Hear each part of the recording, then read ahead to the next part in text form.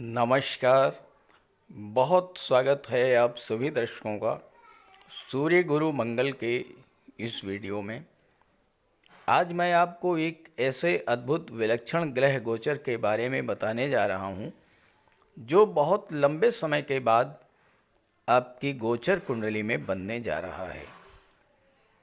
ग्रहों के इस तरह के कॉम्बिनेशंस अत्यंत दुर्लभ होते हैं और भले ही थोड़े समय के लिए बने, लेकिन ये गोचर आपके जीवन में लंबे समय से चली आ रही समस्याओं का अंत करने वाले होते हैं। जीवन में विघ्न बाधा रुकावटों को समाप्त करने वाले होते हैं। जीवन में खुशियां लाने वाले, धन वैभव समृद्धि लाने वाले और आपकी इच्छाओं, आपके सपनों को पूरा करने वाले होते हैं इस तरह के ग्रह गोचर। सौर मंडल के सभी ग्रह निरंतर परिवर्तन करते रहते हैं।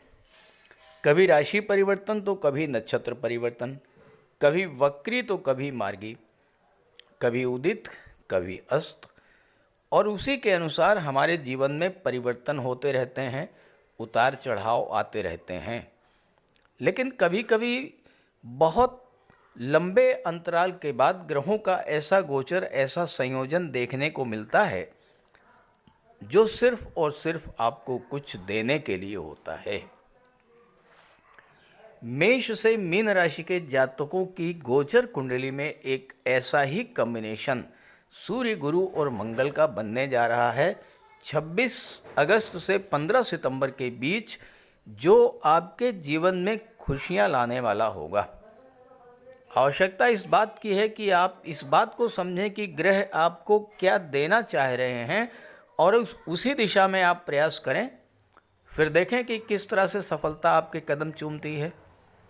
तो मीन राशि के जातकों को सूर्य, गुरु, मंगल का ये ग्रह गोचर क्या देना चाहता है, इसी का विश्लेषण करेंगे इस वीडियो में।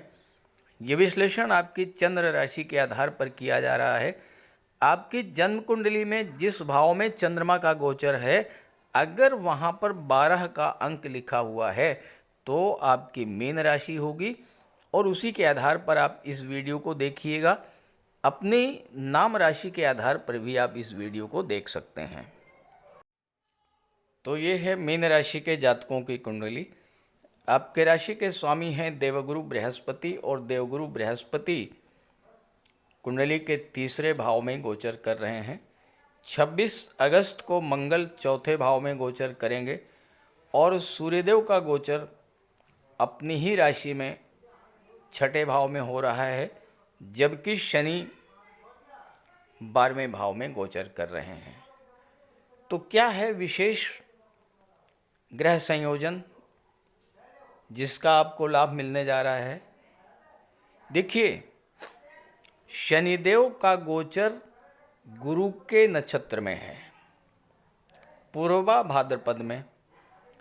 गुरु का गोचर मंगल के नक्षत्र मृगशिरा में है। मंगल का गोचर अपने ही नक्षत्र मृगशिरा में है। सूर्यदेव अपनी ही राशि सिंह राशि में गोचर कर रहे हैं और छठे भाव में विपरीत राजयोग बना रहे हैं। शनिदेव भी अपनी ही राशि में गोचर कर रहे हैं, वक्री अवस्था में एक भाव पीछे लाभ के भाव का भी फल दे रहे हैं। अब गुरु मंगल सूर्य का देखिए कितना गहरा संबंध है। गुरु मंगल की राशि में है, मंगल के नक्षत्र में है। गुरु की दृष्टि भाग्य के भाव पर है। मंगल भाग्य भाव के स्वामी हैं। गुरु दशम के स्वामी हैं, दशम पर मंगल की दृष्टि है। और सूर्य शनि का समसप्तक दृष्टि संबंध बन रहा है।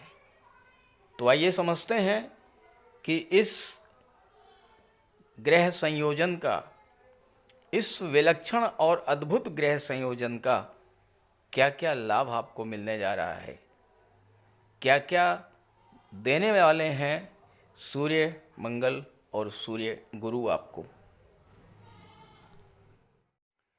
मीन राशि के जातकों के जीवन में पिछले 19-20 महीने से जो सबसे बड़ी समस्या चल रही है वो है शनि के कारण। साढ़े साती का प्रथम चरण गतिमान है और प्रथम चरण में शनि 12वें भाव में गोचर कर रहे हैं। पिछले 18-19 महीने से एक तो आपका स्वास्थ्य खराब चल रहा है, आपकी इनकम में कमी आई है और खर्चे, बिला वजह के खर्चे आपके बढ़े हुए हैं। शनि की दृष्टि दूसरे भाव पर पड़ने से आपका जो बैंक बैलेंस है वो धीरे धीरे घटता चला जा रहा है। एक तो पैसे नहीं आ रहे हैं, खर्च बढ़े हुए हैं, तो जो आपका धन का संचय है, धन का भंडार है, वो ख़त्म हो रहा है और आर्थिक संकट से आप गुजर रहे हैं। स्वास्थ्य भी आपका खराब चल रहा है। शनि की दृष्टि भाग्य के भाव पर पड़ने के कारण किस्मत भी आपका साथ नहीं दे रही है। आपके पिता और गुरु से आपके संबंध भी बहुत अच्छे नहीं चल रहे हैं। भाग्य साथ नहीं दे रहा है तो आपके काम कारोबार पर उसका नकारात्मक प्रभाव पड़ रहा है। शनि कर्म के कारक हैं और आपकी कुंडली में लाभ के स्वामी हैं, लेकिन शनि चीज़ों को डिले कर देते हैं, शनि रुकावट बनते हैं, बाधा पहुंचाते हैं, तो आपके काम कारोबार पर भी बहुत नकारात्मक प्रभाव पड़ा है साढ़े साती के कारण। इन सभी कष्टों से राहत देने के लिए ही सूर्यदेव का गोचर कुंडली के छठे भाव में हुआ है। शास्त्र कहता है कि सूर्य जिस भाव में गोचर करते हैं, जिस भाव पर दृष्टि डालते हैं, उस भाव से संबंधित सभी दोष, सभी पाप नष्ट हो जाते हैं। सूर्य क्या है? प्रकाश हैं। शनि क्या है? अंधकार हैं। शनि के कारण 12वें भाव में, धन के भाव में, भाग्य के भाव में, छठे भाव में जो अंधेरा छाया हुआ था, उस अंधेरे को सूर्य दूर करेंगे। सूर्य जहाँ पर गोचर करते हैं, जहाँ पर दृष्टि डालते हैं, वहाँ पर अंधेरा तो हो ही नहीं सकता। तो सूर्य, शनि के द्वारा जो अंधकार फैलाया गया आपके जीवन में, साढ़े साती के जो कष्ट आपको मिल रहे थे, उन कष्टों को दूर करने के लिए ही सूर्य का गोचर हुआ है और सूर्य शनि का दृष्टि संबंध बना। सूर्य आरोग्य के कारक होते हैं, स्वास्थ्य वर्धक माना गया है सूर्य को। आपने अक्सर डॉक्टर्स को ये कहते सुना होगा कि कुछ देर सूर्य की रोशनी में बैठिए तो आपको लाभ मिलेगा। और ज्योतिष शास्त्र तो हमेशा ये कहता है कि आप प्रातःकाल सूर्य के दर्शन कीजिए, सूर्यदेव को अर्घ्य दीजिए, रोग शोक आपके पास तक नहीं आएंगे। तो सूर्य के प्रभाव से एक तो आपके खर्चों में कमी आएगी, स्वास्थ्य में सुधार आ जाएगा, मानसिक चिंता दूर होगी, कार्यों को गति मिलेगी और भाग्य का भी साथ आपको मिलना शुरू हो जाएगा। कोई भी ग्रह नक्षत्रों के माध्यम से ही अपना फल प्रदान करता है। गुरु का गोचर मंगल के नक्षत्र में है, तो गुरु सबसे पहले उन भावों का फल देंगे जिसमें मंगल का गोचर है या जिसके स्वामी हैं मंगल। तो मंगल भाग्य के स्वामी हैं, धन के स्वामी हैं और सुख के भाव में गोचर कर रहे हैं। कर्म के भाव पर मंगल की दृष्टि है, सप्तम पर मंगल की दृष्टि है और लाभ के भाव पर मंगल की दृष्टि है। तो सबसे ज़्यादा लाभ आपको मिलेगा मंगल के गोचर का। गुरु मंगल के नक्षत्र में, मंगल भी अपने नक्षत्र में है, मंगल अत्यंत बलवान स्थिति में है। तो पहला जो प्रभाव पड़ेगा वो होगा आपके भाग्य और आपके कैरियर को लेकर। अब यहाँ भी देखिए गुरु मंगल का संबंध बन रहा है, भाग्येश हैं मंगल, कर्म के स्वामी हैं गुरु, और दोनों का जबरदस्त संबंध बन रहा है। गुरु मंगल के नक्षत्र में, मंगल अपने ही नक्षत्र में। तो भाग्य और कर्म दोनों ही जागृत होंगे। जब भाग्य जागृत होगा तो कार्य क्षेत्र की जो रुकावटें थीं वो दूर होंगी, कार्य क्षेत्र में जो बाधाएं आ रही थीं वो दूर होंगी। मंगल गति के कारक होते हैं, शनि गति में अवरोध डालते हैं। तो आपके कार्यों में जो गति नहीं मिल रही थी, अब मंगल के प्रभाव से आपके कार्यों को गति मिलेगी, कार्य तेजी से आगे बढ़ेंगे और आपको धन का लाभ होगा, क्योंकि मंगल एकादश पर भी दृष्टि डाल रहे हैं। 7वें भाव पर मंगल की दृष्टि है। 7वां भाव आपका व्यापार का होता है। बिजनेस में आप पैसा लगा रहे थे, मेहनत कर रहे थे, लेकिन आपका पैसा फंसता चला जा रहा था, पैसा नहीं मिल रहा था, लाभ नहीं मिल रहा था। अब मंगल की चौथी दृष्टि जब 7वें भाव पर पड़ेगी तो आपको अपने व्यापार से आपने जो पैसा लगाया, जो एफर्ट किए, उसका लाभ मिलना शुरू हो जाएगा। शनि के कारण आपके व्यक्तित्व में, आपके स्वभाव में जो आलस, थकान की स्थिति बनी, आपके मन में जो एक डर का वातावरण बना, आपके अंदर काम को कल पर टालने की जो प्रवृत्ति बढ़ी, वो मंगल के कारण समाप्त होगी। क्योंकि मंगल तो ऊर्जा है, मंगल है जोश, मंगल है जुनून, मंगल है आपकी शक्ति। और जब कर्म क्षेत्र पर 10वें के भाव में दृष्टि मंगल डालेंगे तो फिर आपके अंदर जो आलस, थकान छाया हुआ था वो समाप्त होगा, काम को कल पर टालने की प्रवृत्ति हटेगी और आप तेजी के साथ अपने कार्यों को आगे बढ़ाएंगे। और जब आपके कार्य आगे बढ़ेंगे तो धन का लाभ होगा। और चूंकि मंगल दूसरे भाव, वाणी के भाव के भी स्वामी हैं, धन के भाव के स्वामी हैं, तो धन का भंडार भी भरना शुरू होगा।